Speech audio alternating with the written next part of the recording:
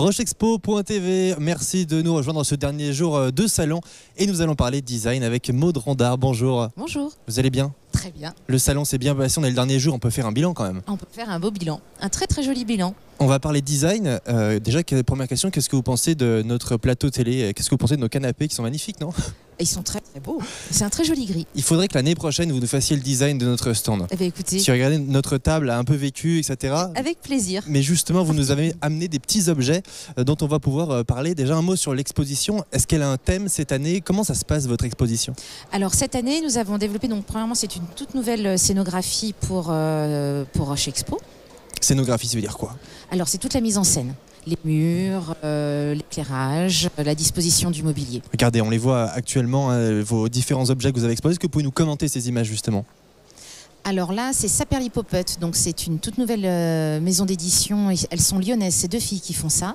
C'était donc une table basse. Ça, c'est Cookette. Ce sont des cocottes en fonte d'aluminium. Petit porte-manteau.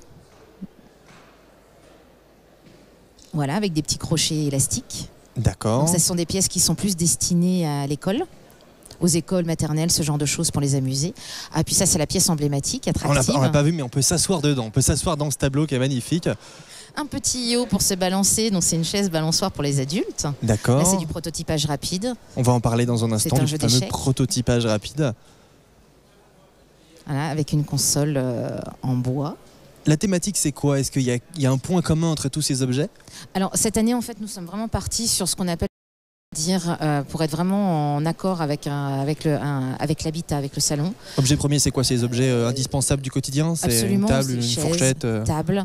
Une fourchette, c'est pas un objet premier, non? Si, c'est vraiment les objets communs de tous les jours. De tous les jours, d'accord. Oui, complètement.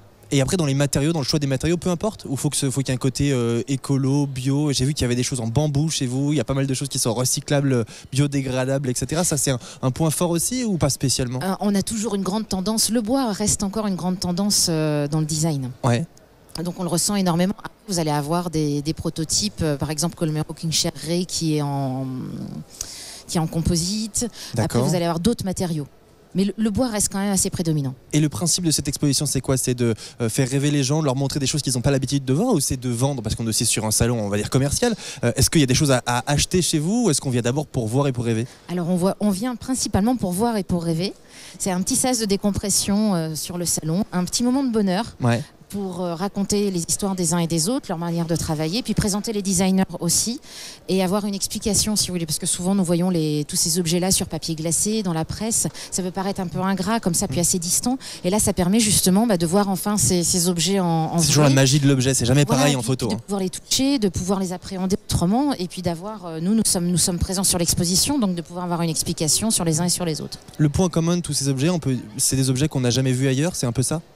Si, c'est des objets que vous pouvez rencontrer ailleurs, mais qui sont quand même assez particuliers, qui sont quand même sélectionnés pour une exposition. Donc, on va quand même choisir des pièces qui sont effectivement un petit peu particulières, qu'on ne va pas forcément voir partout. Ça s'appelle Des Designers, c'est donc l'œuvre de plusieurs personnes. Comment vous travaillez? Est-ce que ce sont toujours les mêmes chaque année, même si l'exposition change? Votre travail, c'est quoi au quotidien?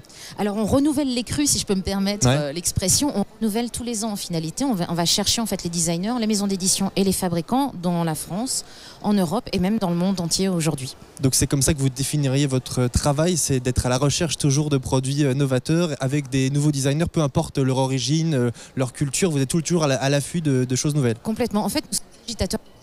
Agitateur de design, on peut appeler ça comme ça. Voilà.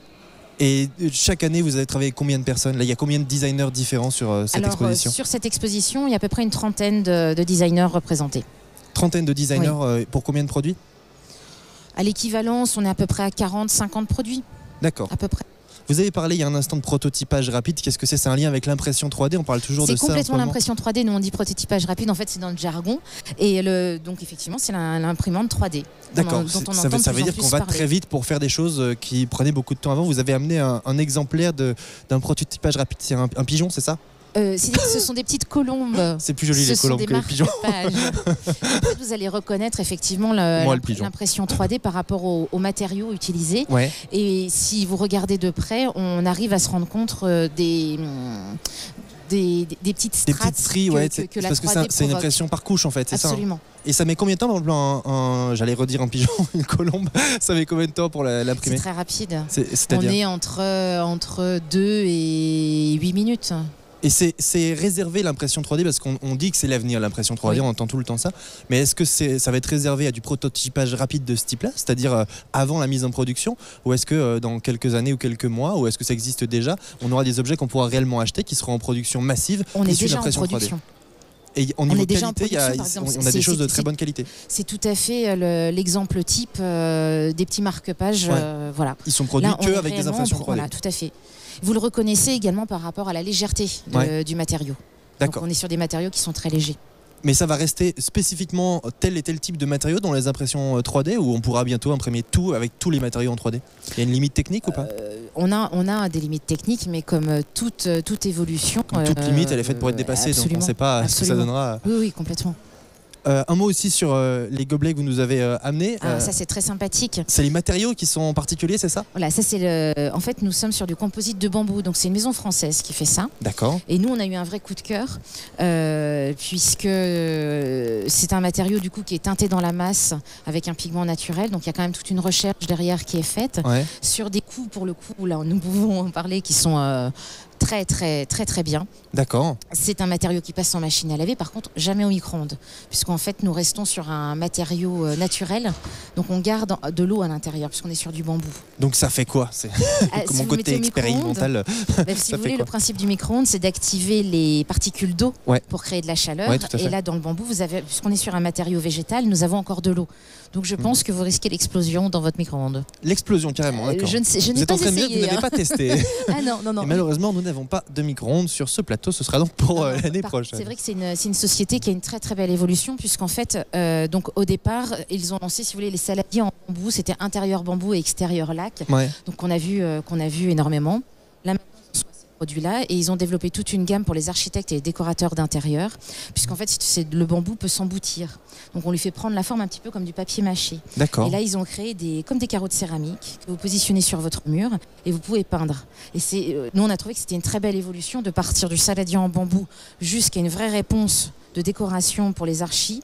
Voilà, c'est vraiment toute l'envergure que le design peut prendre en fait. Vous avez parlé du prix en disant que c'était des produits abordables. Est-ce que ça aussi c'est un critère que vous prenez en compte dans l'exposition des designers ici au Mieux Vivre, c'est-à-dire que ce soit des produits qui ne soient pas complètement des choses inabordables en termes de coût, ou est-ce qu'il y a un peu de tout? On a un petit peu de tout, mais en fait, si vous voulez, d'où la nécessité d'être présent en fait sur cette exposition-là, puisqu'en fait tout a une explication. On va avoir certaines maisons, par exemple certaines maisons françaises, qui eux ont décidé de façon complètement volontaire de fabriquer en France ou de fabriquer sur leur territoire. Donc on peut effectivement supposer, ça paraît être assez du bon sens, que forcément dans ces cas-là, on peut avoir des coûts qui peuvent être supérieurs. Parce que c'est fabriqué en France. Pas que forcément. Et parce qu'il y a la qualité qu'elle a aussi. C'est fabriqué en France, mais parce qu'on est sur du local, sur de la petite série. Et donc dans ces cas-là, il y a toute l'économie qui rentre en jeu.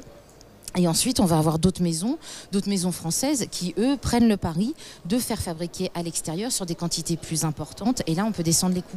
Si vous voulez, tout dépend en fait de la philosophie et de l'envie de la boîte, de la société que vous allez choisir.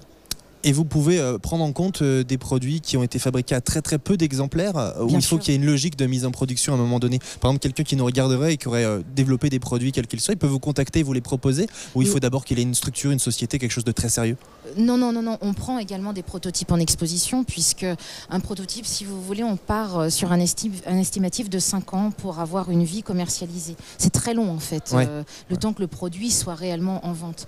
Donc un prototype peut tout à fait avoir un espoir, bien évidemment, d'être demain. Et donc le fait d'être dans une exposition comme la vôtre, ça vous permet de vous d'avoir des retours, de savoir ce que les gens pensent, de savoir s'il y a une demande, et après vous retournez ça au designer, ou pas spécialement? C'est un très bon test, et bien évidemment on fait des retours. D'accord. Évidemment c'est un très bon test pour eux.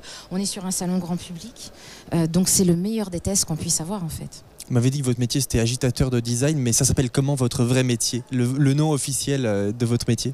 Nous sommes commissaires et scénographes. D'accord. Et combien de temps il faut pour préparer une expo comme celle-là? Et où est-ce qu'elle va après? Est-ce qu'elle voyage uniquement en France? Est-ce qu'elle fait le monde entier?